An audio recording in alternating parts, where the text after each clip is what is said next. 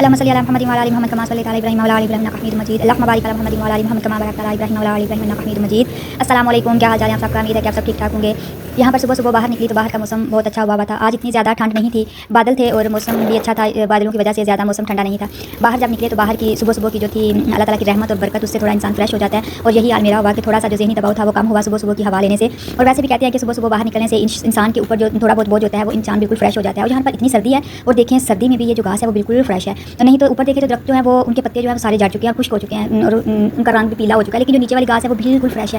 اور یہ اللہ تعالیٰ کی بہت بڑی قدرت ہے. یہ دیکھیں اللہ تعالیٰ ہمیں اپنی نشانیاں قدرت کی دکھاتا ہے اور ہم جو انسان ہیں وہ پھر بھی نہیں سمجھتے. اور اللہ تعالیٰ اپنی بہت سی رحمتیں ہم پر نازل کرتا ہے. تو انسان جو ہے وہ ناشکرا ہے اور ہمیشہ ہی نقدری کرتا ہے. اللہ تعالیٰ نے اپنی رحمت کے بارے میں قرآن مجید اور حدیث میں بھی بہت جگہ فرمایا ہے کہ اللہ تعالیٰ جو ہے وہ اپنے بندوں سے کہتا ہے کہ میری رحمت سے کبھی مایوس نہ ہونا, میری رحمت ہر جگہ پر تمہارے ساتھ ہوگی اور ہر برکت ہر جگہ پر تمہارے ساتھ ہوگی.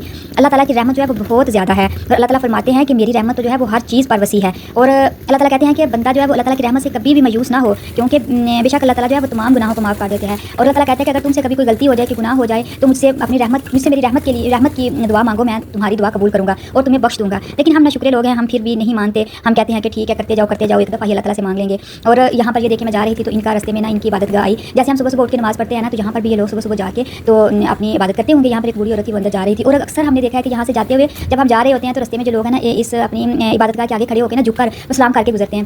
تو ان کی نظروں میں اتنا احترام ہے ان کی بھی عبادت گاہ کا, جیسا کہ ہماری نظروں میں ہمارے لیے ہماری عبادت گاہ ہے, ان کے لیے بھی ایسے ہی ہے. اور یہ جو اسلام میں جن چیزوں کا مسلمانوں کو حکم دیا گیا ہے نا, دیکھا گیا ہے کہ یہ جو لوگ ہیں نا, جو یورپ والے جو مسلمان نہیں ہیں, وہ زیادہ اس پر عمل کر رہے ہوتے ہیں. جبکہ جو ہم لوگ ہوتے ہیں, ہم مسلمان, ہمارے دلوں میں سے تو بغض ہی نہیں جاتا. ہم ایک دوسرے کو نیچا دکھانے کی کوشش کرتے ہیں. اگر ہم راستے میں جاتے ہوئے کسی سے ہم راستہ پوچھ لینا اپنے ملک والوں سے یا اپنے پاکستان والوں سے, تو وہ کبھی بھی سیدھا راستہ نہیں بتائیں گے. وہ ہمیشہ ہمیں یہی کہیں گے کہ فلانی جگہ جاؤ. یہاں پہ اگر ان لوگوں سے پوچھ لیا جائے نا, تو یہ لوگ اگر ہمیں سمجھ نہیں آ رہی تو یہ لوگ ہمیں پکڑ کے ساتھ لے کے جائیں گے کہ آؤ میں آپ کو سیدھا راستہ دکھا کے آتا ہوں. تو اتنے یہ لوگ جو ہے نا وہ سمجھدار ہیں اور اتنے یہ لوگ مہربان ہیں. تو باقی اللہ تعالیٰ جس کے دل میں بھی اپنی نرم کر دے اپنی رحمت سے. تو یہاں پر میں گزری تھی اور ساتھ دکانیں بھی آ رہی تھی, شاپ تھی چھوٹی چھوٹی, ان پہ جویلری تھی اور برتن تھے اور اسی طرح. اور یہ جو ان کی اب آ رہے ہیں 25 دسمبر کی وجہ سے جو یہ لوگ ایک دوسرے کو تحائف وغیرہ دیتے ہیں, تو پھر یہ لوگ شاپس پہ جا کے شاپنگ وغیرہ کر کے وہاں سے یہ اس طرح کی چیزیں انہوں نے نا پیک کر کے رکھی ہوتی ہیں, تو یہ وہاں سے پھر لے کے تو لوگوں کو تحائف دیتے ہیں. تو ویسے یہاں پر دسمبر کے مہینے میں کافی ڈسکاؤنٹ لگا دیتے ہیں کہ یہ لوگ آسانی سے ایک دوسرے کو چیزیں جو ہیں وہ دے سکیں نا.